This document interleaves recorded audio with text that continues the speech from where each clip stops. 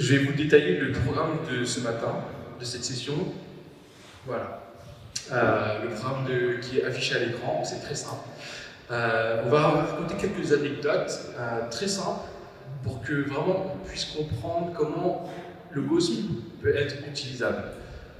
Du coup, je vais vous demander une petite question. Ça, c'est ma page d'accueil Firefox Google. J'utilisais certainement d'autres moteurs de recherche. C'est pas grave. Mais j'ai simplement envie de poser une question. Est-ce que vous pouvez, en 30 secondes, me dire quelle est la différence entre ma page d'accueil et votre page d'accueil? À vous.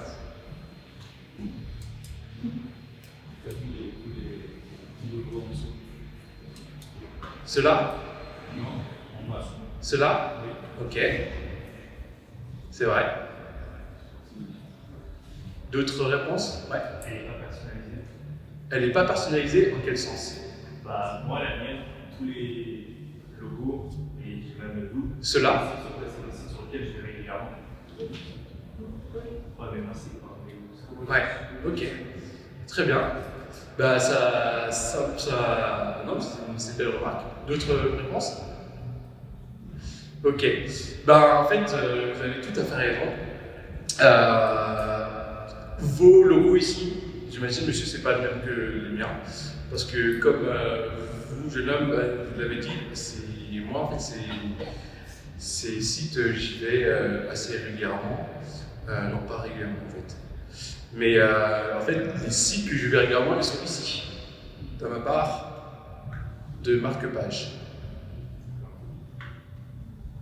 Et du coup, je voudrais simplement vous montrer quelque chose chez Logos qui paraît hyper bête, mais qui vous fait gagner un gain de temps de fou.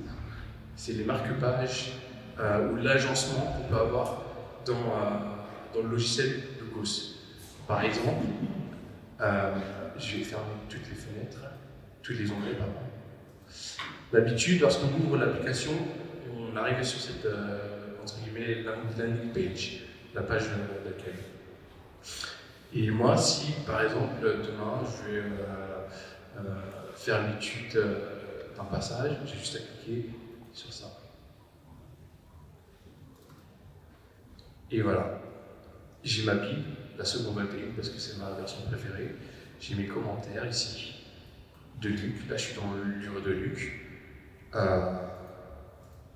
Oups, excusez-moi. Et moi, j'ai mes marque-pages ici. Oh, excusez-moi. Là, c'est pour les mots en langue originale. Si je les Bibles en grec, je les ai ici, etc., etc. Et en fait, ça paraît tout bête. Excusez-moi, mais c'était marqué quoi là? Parce que comme c'est en voit, on ne voit pas très bien. Qu'est-ce que vous voyez? Vous allez cliquer sur la droite, là. Voilà. Ouais. En fait, ça, c'est mes marque-pages personnelles à moi. Et en fait, pour faire ça, c'est très simple. Il y a un petit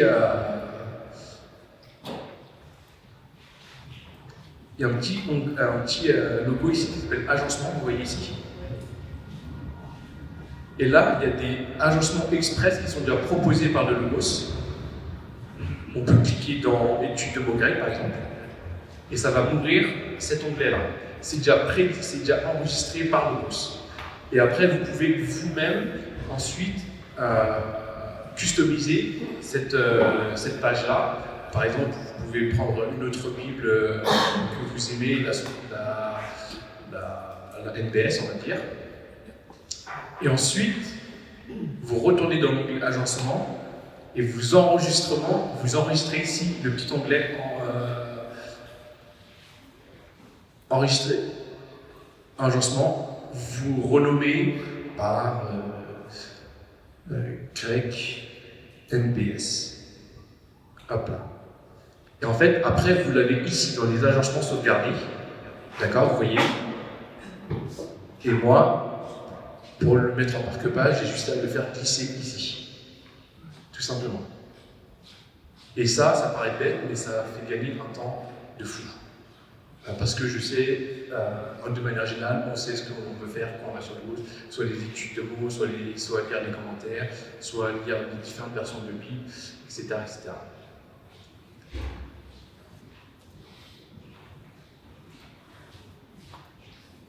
Du coup, c'est ma première anecdote.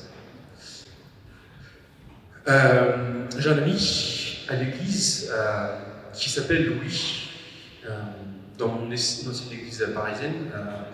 Et Louis, c'est un petit peu un geek théologique, même si c'est un ingénieur de métier.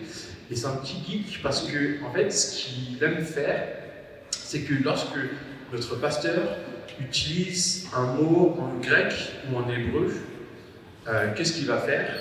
Il va checker ce mot en hébreu ou en grec pour faire en sorte que le pasteur ne dit pas de bêtises. Et du coup, ce qu'il va souvent faire, c'est qu'il va aller sur Logos, il va, je vais juste aller sur la page d'accueil, le tableau de bord, excusez-moi. Il va aller dans le passage, je sais pas, c'est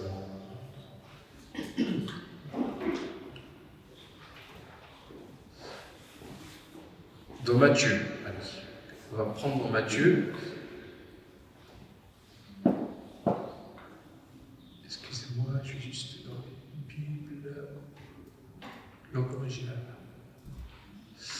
Il va aller dans Matthieu. Le pasteur, il a prêché sur la généalogie de Jésus. Et qu'est-ce qu'il va faire? Le pasteur, il va utiliser le mot génésos ici. Vous voyez? Génésos, c'est la généalogie. Et le pasteur, il va dire que ça veut dire ainsi de suite, toutes ces choses-là. Mais lui, il n'est pas sûr que le pasteur a raison. Donc, qu'est-ce qu'il va faire? Ah, c'est celui-là. Il va cliquer sur Génésos et attendez, je sais.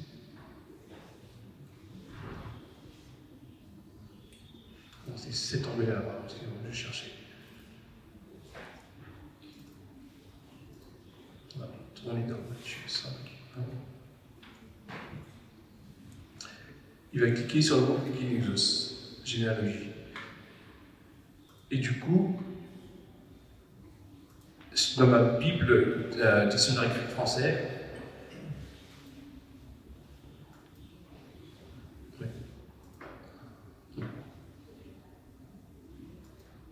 normalement, ça marche.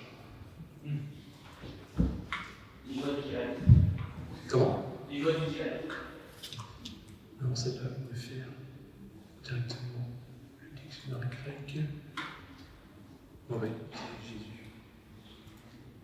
Ah, voilà. Vous voyez, j'ai cliqué sur Jésus. Mais, je crois pas. Mais bref. Non, j'ai synchronisé ma Bible en second et mon dictionnaire grec-français. J'ai cliqué sur Jésus-Christ et ça m'a donné Jesus en grec. Et là, il peut lire à partir de là ce que ça veut vraiment dire du dictionnaire gréco-français. Et c'est ce qu'il fait souvent, lui. Donc, c'est ce qu'il fait les dimanches matins en live. Voilà. Merci Thierry. Logos, c'est avant tout une immense bibliothèque. Et c'est une bibliothèque numérique. Moi, j'aime lire et on a déménagé régulièrement avec ma femme, c'est les joies de la vie missionnaire. Et à chaque fois qu'il faut faire les cartons de la bibliothèque théologique, c'est la galère. Et quand de temps en temps je pars en séminaire ou je pars donner un cours, avant Logos, il fallait travailler un carton de littérature. Maintenant, j'ai ma bibliothèque directement avec moi. Logos, c'est une bibliothèque numérique intelligente. Vous pouvez l'utiliser pour lire la Bible, mais ce serait un usage modeste. L'objectif, c'est d'approfondir l'étude de la parole en mettant énormément de ressources à votre disposition et des ressources qui se synchronisent entre elles. Aujourd'hui, quand je pars donner un cours, j'emporte que mon ordi, parce que j'ai dans Logos plus de 500 commentaires bibliques, plus de, je sais plus, j'ai peut-être 50 versions de la Bible différentes, plus les textes grecs, plus les textes hébreux, plus les textes qui sont comparables.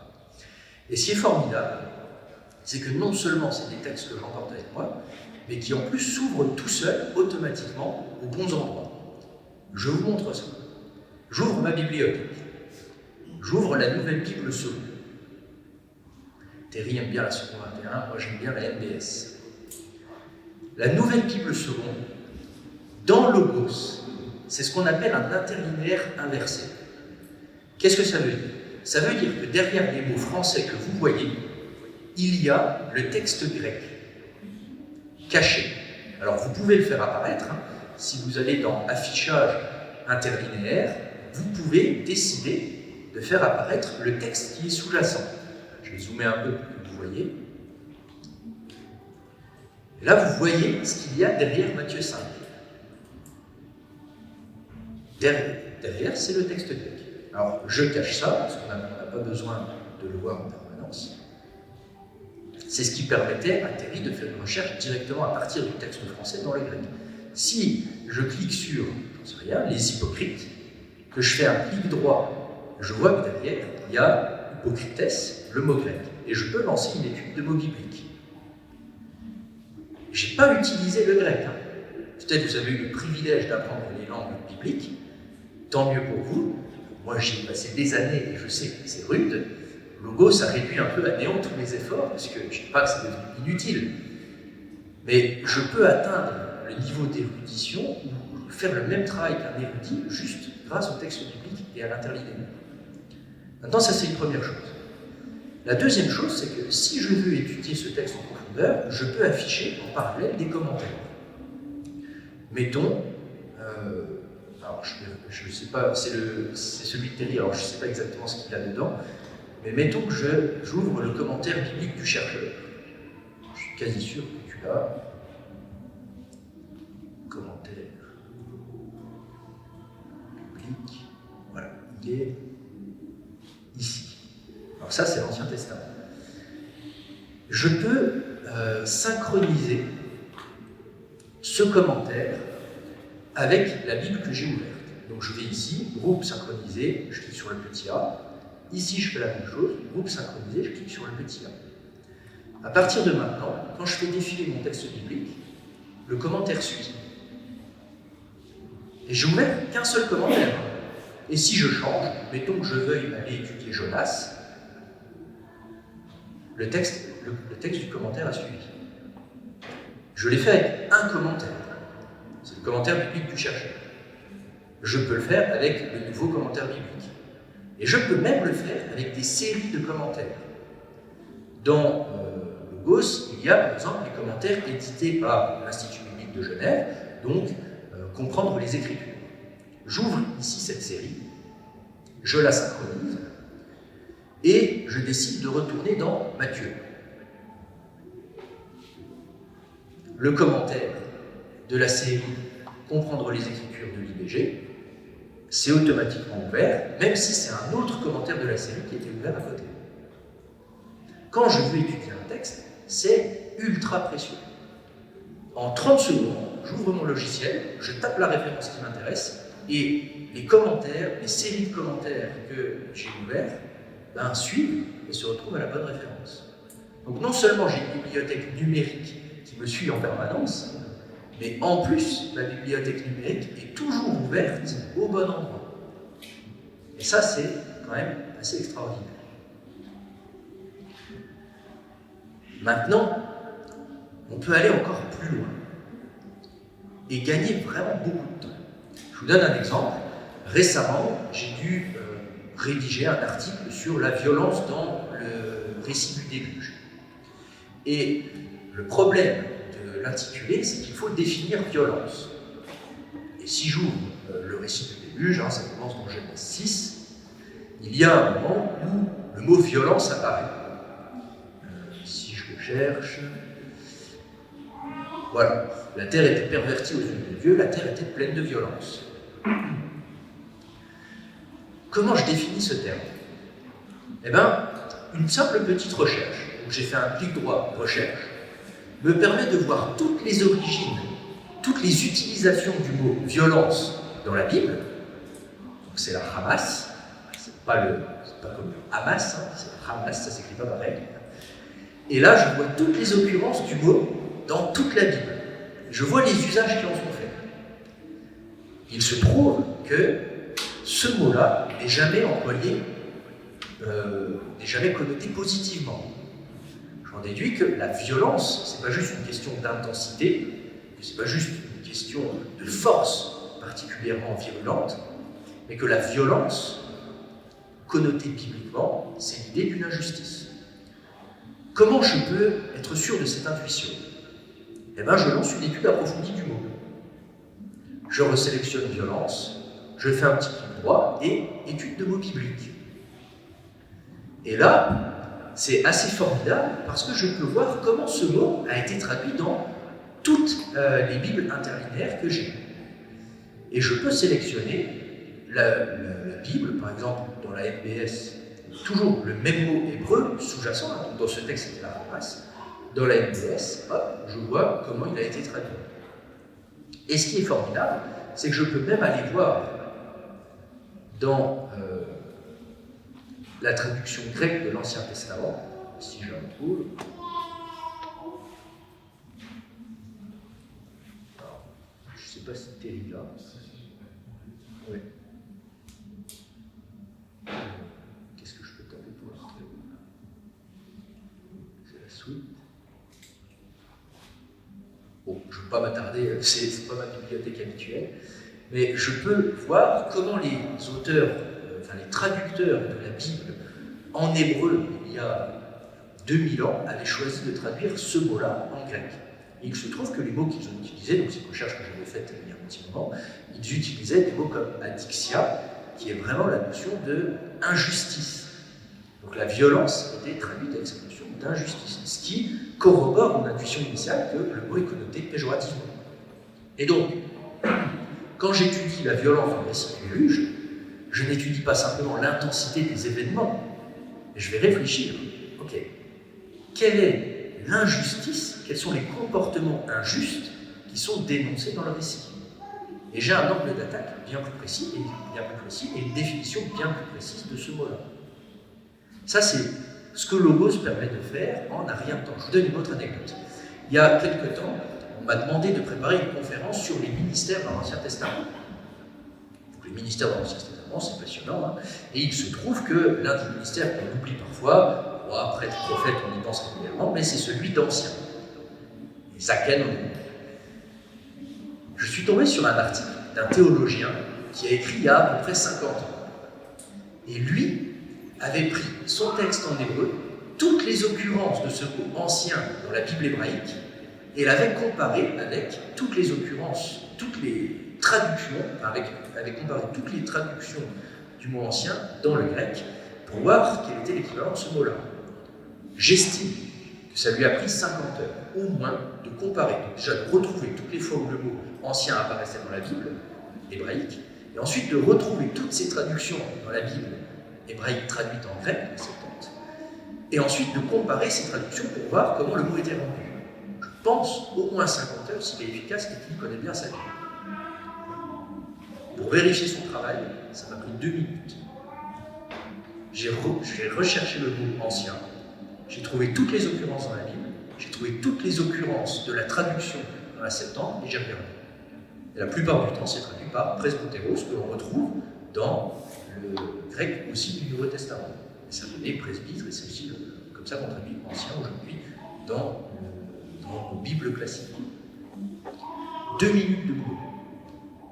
Je pense que ce théologien-là, s'il avait eu Logos, aurait gagné un temps précieux. Moi, je l'ai gagné. C'est un exemple de la puissance d'utilisation de Logos. Une bibliothèque immense, il y a des centaines de milliers de commentaires.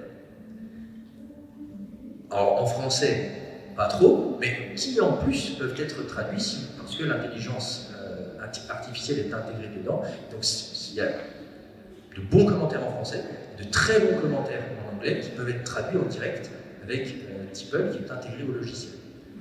Donc une base de données immense, et en plus un système d'exploitation sous-jacent qui permet aux informations de se regrouper entre elles et de faciliter grandement vos recherches et votre approfondissement du texte. C'est ça l'essence même de Logos. Et je laisse Thierry vous donner d'autres anecdotes encore à ce qu'on peut faire avec. Depuis, je pense, quelques années, l'une des personnalités préférées des Français, c'est Gad Elmaleh. Je ne sais pas si vous l'appréciez pour ses talents d'humoriste ou pas, mais c'est en fait l'une des personnalités préférées de Gad Elmaleh. Le souci, c'est qu'il y a quelques années, il a été accusé de plagiat de sketchs d'humoristes américains, notamment. Et en fait, je ne sais pas combien d'entre vous, dans le ministère pastoral, ou prêchez de temps en temps. Parce que une moitié d'entre vous. Moi, j'ai été dans le ministère pastoral. On a, je pense, beaucoup, tous subi le syndrome de la page blanche. On est d'accord ou pas? On a soit un sujet, un thème, soit un passage biblique sur lequel on doit prêcher. Et le souci, c'est qu'on n'est pas forcément inspiré. Moi, je me souviens, je devais prêcher sur 1 Corinthiens 5. C'était il y a 10 ans, je m'en souviens encore, je ne savais pas quoi écrire sur 1 Corinthiens 5. C'était hyper compliqué pour moi. Et du coup, je pense qu'un des dangers dont on parle très rarement chez les ministres du culte, chez les pasteurs, c'est le plagiat. Ce serait très facile d'aller chercher un sermon en ligne de 1 Corinthiens 5 de notre prédicateur préféré, quel qu'il soit. Mais ce qui est bien avec l'une des nouvelles fonctionnalités de Logos, c'est l'intégration de l'IA. Ça fait peur l'IA chez les chrétiens. Mais ce qui est intéressant, c'est que moi, demain, j'ai 1 Corinthiens 5.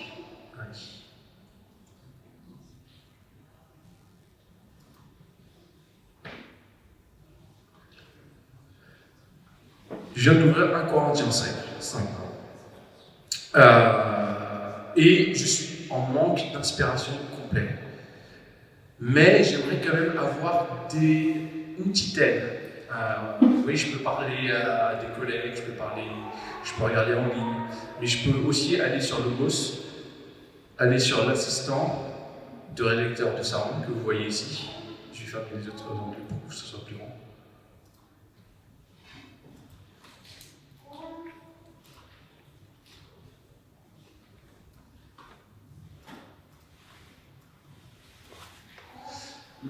Je vais sur l'assistant ici, avec le petit signe là, ici. Je clique dessus et donc ça me met cet assistant de prédication. Et j'aimerais avoir un plan de sermon sur 1 Corinthiens 5. Et du coup, je retape 1 Corinthiens 5.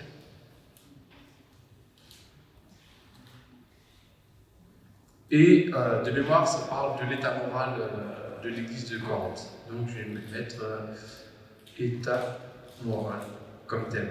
Parce que j'ai quand même lu le passage, je sais en gros de quoi ça parle. Et je m'adresse à des adultes, c'est mon audience de base. Et j'ai cliqué ici sur le bouton générer. Et qu'est-ce que va faire Logos? C'est qu'il va me générer un plan de sermon. Un plan, c'est quoi? C'est 2-3 points sur lesquels on peut prêcher.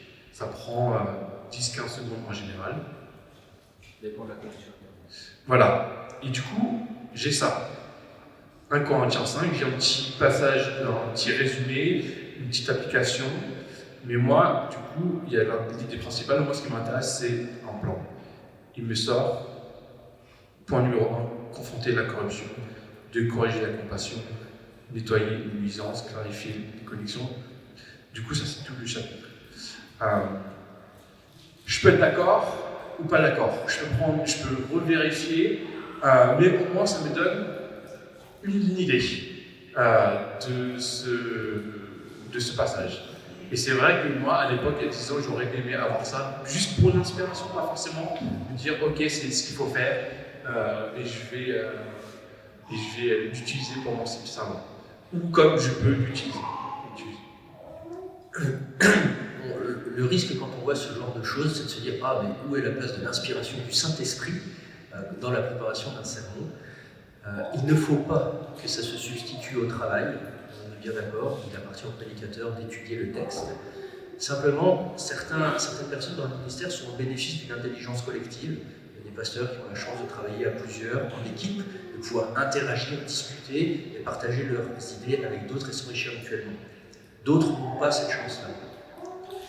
Logos vient combler, avec l'intégration de l'IA, ce manque dans le ministère de certains et n'a pas vocation vraiment à remplacer le travail, mais à vraiment être plutôt un partenaire de dialogue et à souffler des idées. Et le point fort de l'intégration de l'IA dans Logos, c'est que ce qui vous est sorti sur la base des données internes à votre bibliothèque. Si vous posez la même question à ChatGPT, il vous sortira aussi un sermon sur un Corinthiens 5, ou un plan de sermon. Mais il sortira des choses prises à droite et à gauche sur Internet. Et vous ne savez pas si les informations sorties par cette intelligence-là sont fiables. L'avantage de l'IA intégrée dans Logos, c'est que ce qui vous est sorti, il est sur la base de votre bibliothèque, et ce qui est dans votre bibliothèque, c'est vous qui l'avez choisi. Et Logos est un logiciel largement évangélique. Il n'y a même pas de pack non évangélique en France. Donc, vous avez des ressources sérieuses. Voilà, c'était la petite précision sur l'IA. Merci. Je me dis, c'est pas mal, ça reste fidèle aux Écritures, donc allez, je vais l'insérer. Moi, j'habite à Chypre en ce moment, sur une petite île dans la Méditerranée, et je vais dans une petite église non dénominationnelle, et le pasteur principal s'appelle Pasteur Mike. Et Pasteur Mike, il prêche souvent le dimanche, et moi, avec ma femme, on accueille un groupe de maison chez nous en semaine. Et souvent, je demande à Pasteur Mike, je demande, parce que parfois j'oublie ses messages, mais je lui demande sur quel passage il a prêché son message du dimanche, juste pour que je puisse faire mes questions pendant le groupe de maison. Et pour être honnête avec vous, je suis très flemmard sur les questions qu'il faut faire, même si j'en suis très capable de le faire. Mais parfois, j'utilise simplement Logos pour me donner des inspirations pour des questions sur un passage biblique. Et du coup, en reprenant ce qui a été fait, tout simplement, je peux juste cliquer ici sur questions, les différents types de questions. Disons qu'on veut des questions qui soient d'application quotidienne pour mon groupe de maison, concernant le message qui a été fait le dimanche précédent, pour une audience d'adultes. Et j'ai cliqué une fois de plus sur le bouton générer.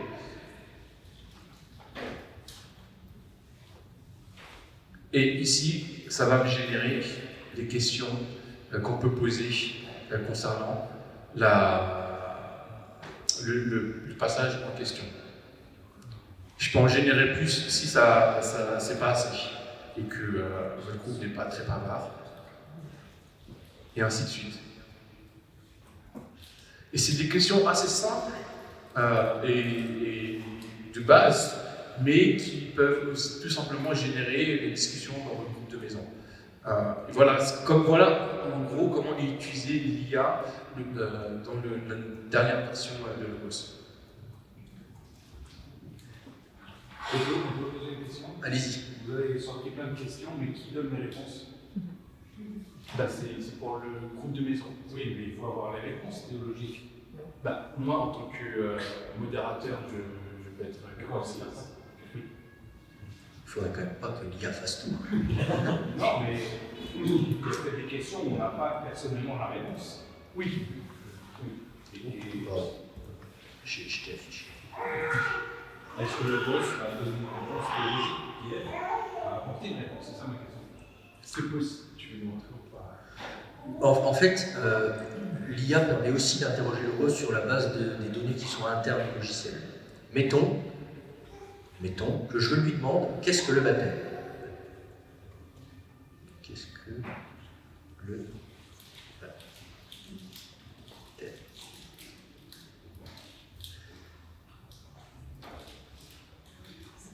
L'IA va interroger toutes les ressources que j'ai dans Logos et me proposer une réponse.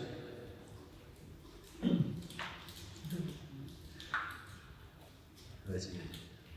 Alors ça dépend de la connexion Internet, hein, et le point fort de cette manière de fonctionner, c'est que l'IA va générer un petit résumé, je vous l'affiche ici, je me permets juste de zoomer parce que je pense que vous ne voyez pas très bien. Voilà. Donc le synopsis, c'est un résumé que l'intelligence artificielle fait des données qui sont internes à la bibliothèque.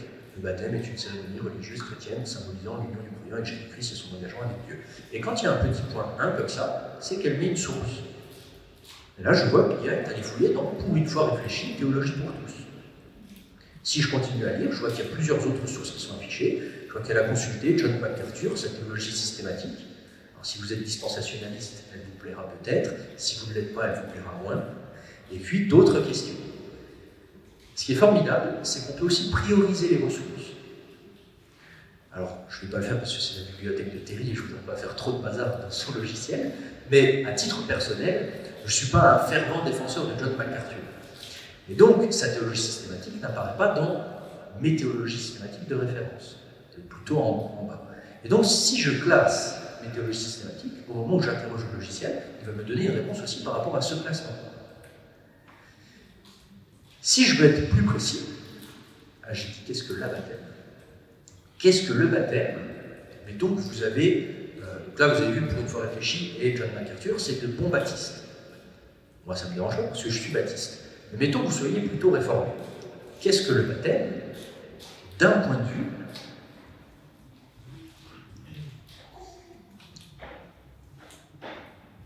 réformé. Oui. Comment on classe les ressources? Ouais, je pourrais montrer tout à l'heure. Dans le temps de questions-réponses. Merci. Alors ça va mouiner à nouveau, et en fait, plus ma question va être précise, plus j'aurai une réponse précise. Et là, vous voyez, il me sort déjà des ressources qui sont un peu plus pointues. Donc le point de vue luthérien, les diverses opinions sur le baptême d'eau, le baptême, etc.